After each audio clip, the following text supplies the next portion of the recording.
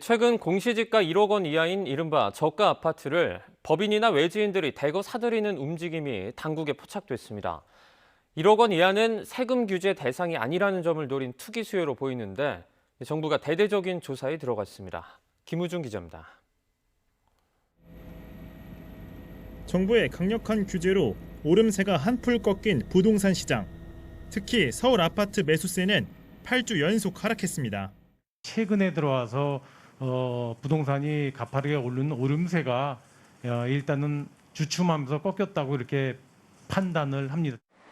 이런 상황에서 인기를 끌고 있는 건 전국의 1억 원 이하 저가 아파트입니다. 지난 9월 전체 주택 거래 가운데 무려 34%나 차지했습니다. 눈에 띄는 건 법인 투자자 등 이른바 부동산 큰손들의 움직임입니다.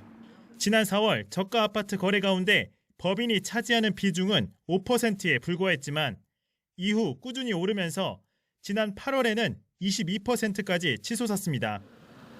법인들이 투기 수요라는 의심을 받으며 저가 아파트를 대거 사들이는 이유는 뭘까? 취득세와 양도세 중과 등의 세금 규제를 받지 않기 때문입니다.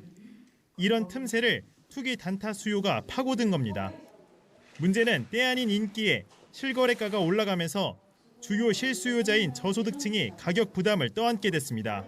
투기 수요자들이 1억 이하의 주택을 매입하게 되면 결국에 피해자는 1억 이하에 사는 임차인들입니다.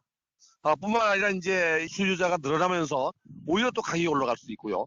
여기에 임대료까지도 올라갈 수 있습니다. 결국 정부가 칼을 빼들었습니다.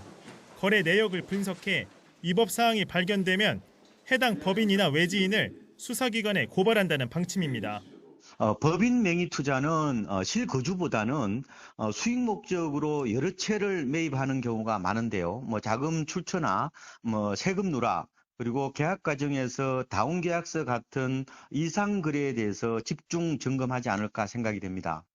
하지만 이번 정부 조사가 그나마 저가 아파트 거래로 버틴 지방 부동산 시장을 위축시킬 수 있다는 우려와 함께 정책 실패로 인한 가격 상승을 인간으로 떠넘기는 것 아니냐는 비판도 적지 않습니다. YTN 김우준입니다.